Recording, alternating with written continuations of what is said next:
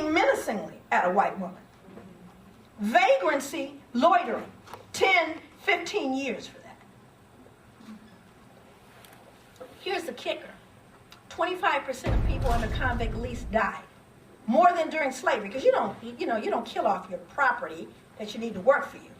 But they didn't have any protections because they have another label, do they not? And when you're going to oppress or subjugated people, what must you do?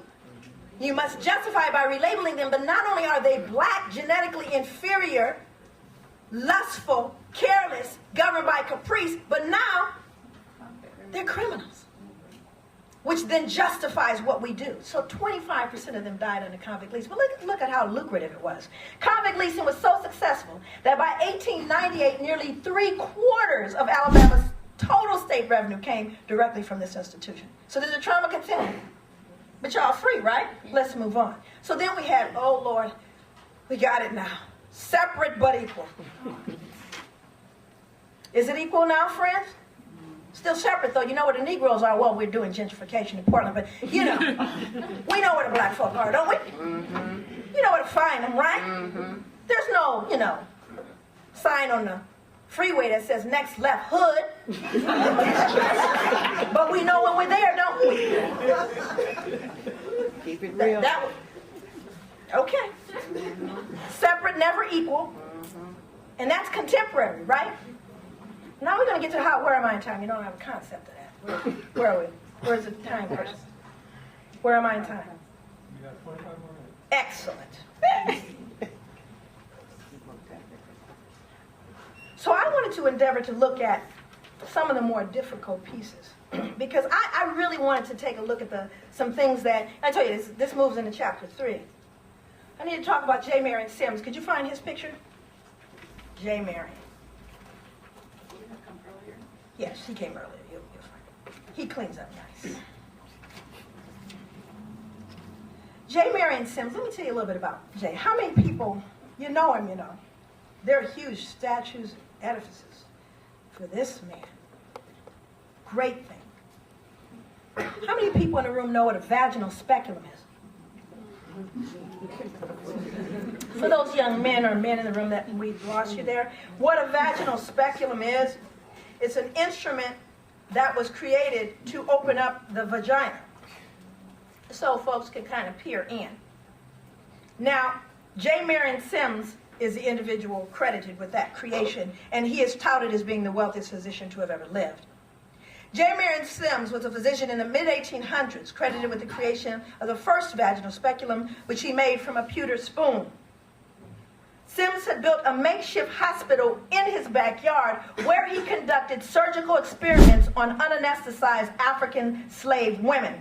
Sims reasoned that slave women were able to bear great pain because their race made them more durable, and thus they were well suited for painful medical experimentation. So this is someone who took an oath to do no harm. And he cut into black women without any anesthesia. Now let me kind of get close with you around why this becomes very important. J. Marion Sims becomes very important because the first question I asked was, first of all, where do all the women come from? How did he get them? And what the problem was is it would be said that these women were not fit for duty by their slave masters. And here's why they weren't fit for duty. Many of the women suffered from what was called a fistula. An obstetric fistula is the breakdown of tissue in the vaginal wall, frequently as a result of childbirth, which affects the bladder and or the rectum. The disorder causes leakage of urine and feces into the vagina, which made for a smelly and humiliating existence for the women. However, this condition did not preclude these slave women from participating in their daily work on the plantation, such as picking cotton, house cleaning, cooking, etc. So what duty were the women then unfit for? The obvious answer is that while black slave women were required to do manual labor alongside their black male counterparts, one of their other inescapable duties was to sexually serve their slave masters. Their malodorous condition made them less sexually desirable, and thus they were unfit for duty. So you need to clean them up, Marion Sims, so we can do them. But what's more important about this is how we justify. Remember, in order to oppress or subjugate, you have to justify that behavior. But it wasn't only the women that suffered under his reign. Could you show the all, please? Slave women were not the only group to suffer. Black infants represent the most innocent of Sims' victims. Black infants suffered from what he termed trismus nascentium, now commonly referred to as neonatal tetanus. Tetanus originates in horse manure. The likely cause of the disease, enslaved infants, given their living condition and their proximity to animal stables. Sims attributed the condition to the indecency and intellectual flaws of the black slaves together with skull malformations at birth. Sims attempted to treat this malady by trying to pry the bones in the skulls of the tiny infants into alignment with a shoemaker's awl. I was careful to find one from the 1800s. He would stick that into the brain and the skulls of black infants at birth in an effort to realign their skulls because of the indecency of their parents. He is worshipped in this medical world, J. Marion Sims.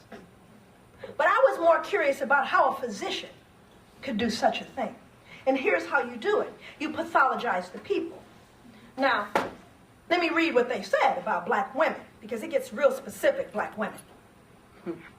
Their first pathological symptom was their skin color. In a medical world that categorized life as either normal or pathological, people of the African diaspora were continually condemned to the category of pathological, their abnormal skin serving as a foil for normal white skin. Stay with me. The skin, if you see black people, the problem is the skin itself is pathological because it's actually a foil over normal white skin. This is what medical journals suggested. Now we're going to find out how they named it. Medical tradition has a long history of perceiving this skin color as a form of pathology. The favorite theory, which reappears with some frequency in the early 19th century, is that the skin color and attendant physiognomy of the black, here's the reason why y'all black, is because of congenital leprosy. This is why there's so many of us. We all have congenital leprosy. Now, we have a second symptom. The second symptom of pathology was gender. Black females were perceived to be irreligious, lustful, and immoderate. Well, that's convenient, isn't it? Let's take a look at that. We need to really take a look at this one, because I have a whole chapter on rape. Can't even get close to what that did to me. There were over, and this comes out of a social work book. In a social work book, it states that there were over 600,000 mixed-race babies born in the mid-1800s, based on the census. Now, this was during miscegenation. That means it's illegal to marry. So who was sneaking out back, and who was raping whom? We have numbers. Young girls rarely made it to their teens before they were raped. But let's put that in perspective as a social scientist. Now, I want to get into that, to the fact that we were lustful, because then you see it's their fault, isn't it? Surely I raped them, but didn't they deserve it? Now we need evidence of how we know they're lustful and immoderate and immoral. Here we go. Their protruding buttocks and genitals were offered as physical evidence of their pathology. Anybody up there with a big butt? Anybody with a big butt out there? There you have it, you slut.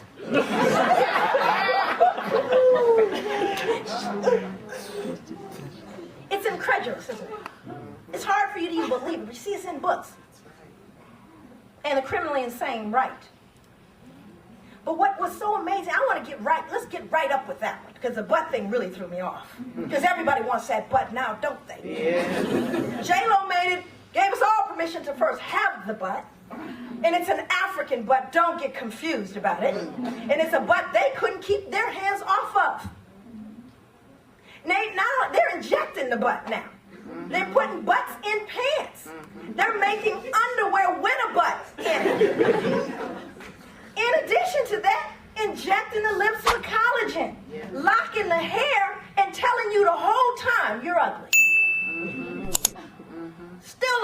safest tan. Isn't that amazing? And the sad thing about it is we believe we're ugly. Case in point, 2006. Oh yeah, she was cute. She had good hair.